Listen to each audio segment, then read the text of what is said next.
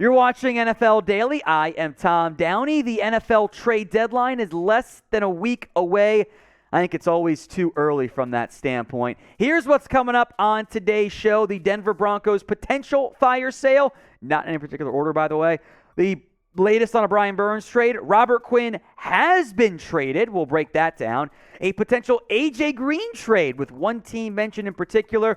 Kareem Hunt updates. And in the non-trade, although maybe a team would trade for him, Matt Ryan's benching and why by the Indianapolis Colts. Now, this is your home, folks, for all the NFL trade deadline coverage you could want. We will be live for the NFL trade deadline, so make sure you guys are subscribed. Hit the big red button for me right now, or if you're on the new version of YouTube, they're making some interface changes, the black and white button. Click subscribe and put your notifications to all.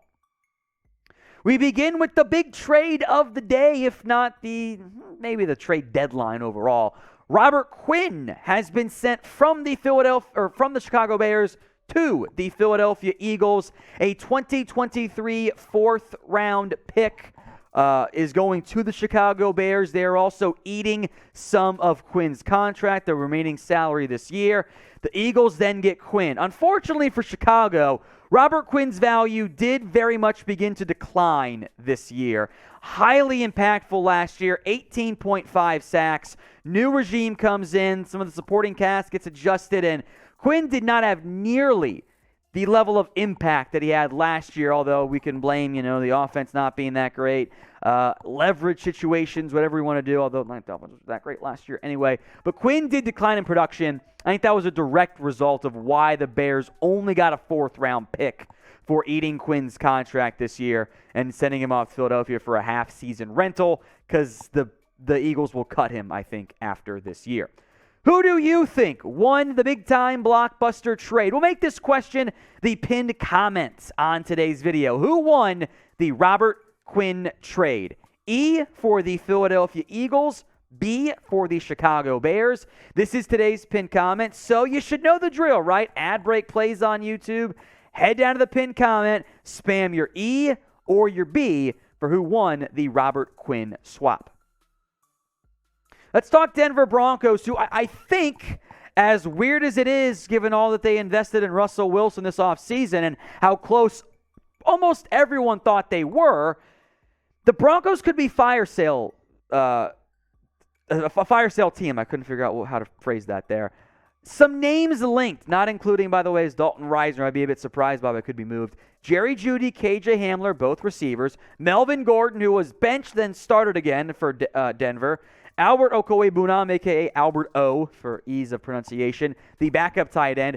Bradley Chubb is a big name to watch. I would be a bit surprised if he wasn't dealt before the trade deadline, barring injury. And Draymond Jones, a very promising young defensive lineman who I like quite a bit. Make note, it is Broncos versus Jags in London this week. I think Nathaniel Hackett could be on the hot seat with the bye coming up after that for Denver. If Denver loses and or gets blown out, I think you might see some real changes come in from that Broncos front office from a personnel perspective. If Denver wins, maybe it buys them some time for some of those players, but I think Bradley Chubb is definitely going to end up being on the move because of the contract situation. He's got 1 year left. They have other pieces they paid Randy Gregory. It might not be in their best overall interest. So predict this for me. How many trades will the Denver Broncos end up making? Let me know in the comments right now. Get those predictions at 0, 1, 2, 3, 4, whatever. Drop it right now. Let's talk Brian Burns and his latest. The Panthers have reportedly rejected a trade offer of 2 first-round picks for Burns, and we'll break down my theory on that. I think it was the Rams. And I think it was not a first this year, and that's why Carolina said no.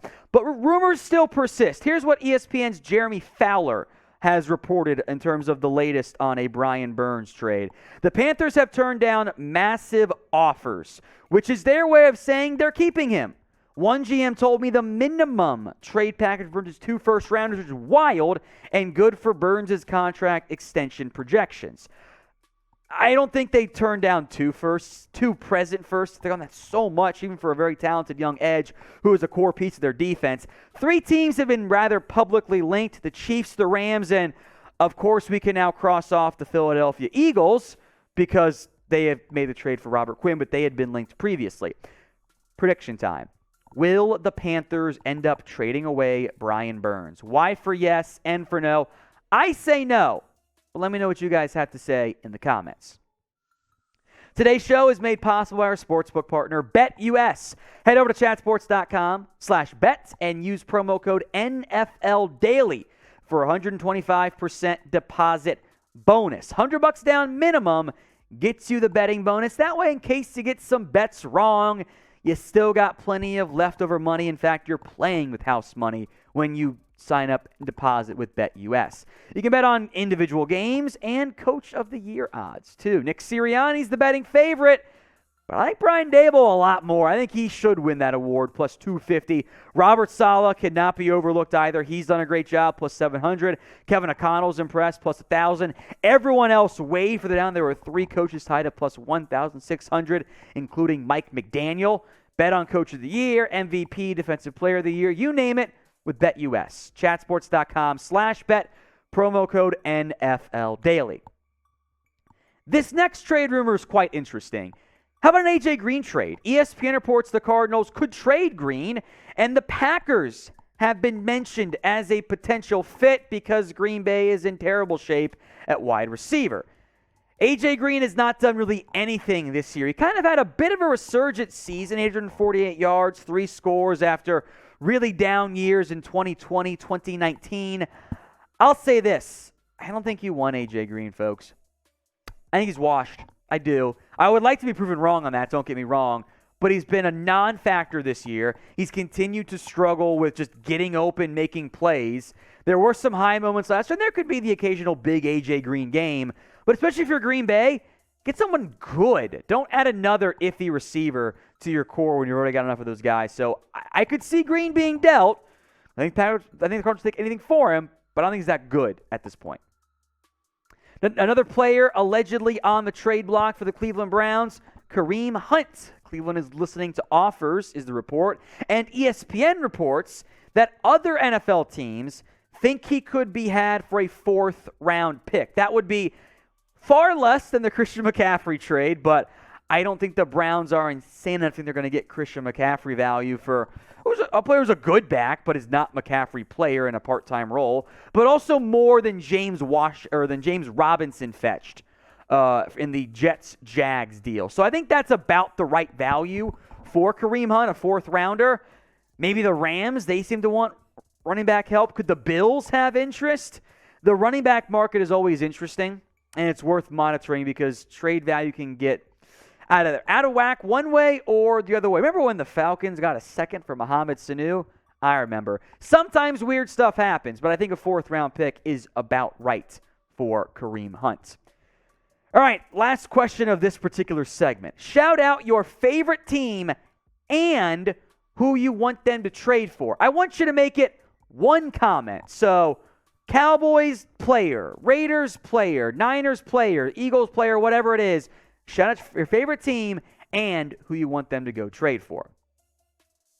Let's move to the Indianapolis Colts, our lone non-trade rumor of the show. The Colts have made the call to bench Matt Ryan after they traded for him, and I myself was to blame here. The Colts upgraded a quarterback. Well, maybe not. Ryan has struggled. He can't move in the pocket anymore, and he's had issues taking sacks and fumbles and turnovers. He hasn't been very good. The Colts supporting cast has not been very good either, but there are multiple reports and some speculation mixed in there too, I'm sure, that the decision was at least instigated and or heavily influenced by owner Jim Irsay. And that tracks to go with such a surprise benching of Matt Ryan and give the reins over to Sam Ehlinger. It reminds me very much of the loss against Jacksonville, where Jim Irsay led the charge to just absolutely body Carson Wentz as he went out the door. You didn't just throw him out the door, you threw him out and then kicked him and threw some beer on him. It was kind of a bit of a disrespectful move there, to be quite honest. Matt Ryan, meanwhile, had his mistakes, had his issues. You lose to Tennessee again. Irsay allegedly makes the move, which is what happened with Carson Wentz. You lose to the Jags again. Irsay makes the move. The new starter then, Sam Ehlinger. We'll see how this goes. It does add a more mobile quarterback element to the offense, which I do think is intriguing and could help elevate the ground game with Jonathan Taylor. But that's a seventh-round pick who has never played in the NFL. Going to be curious to see how that goes with Ehlinger as the new season-long starter in Indy. I don't think he's the franchise guy. Maybe it's a quick tank, but that could cause issues for Frank Reich and his long-term future as the Colts head coach.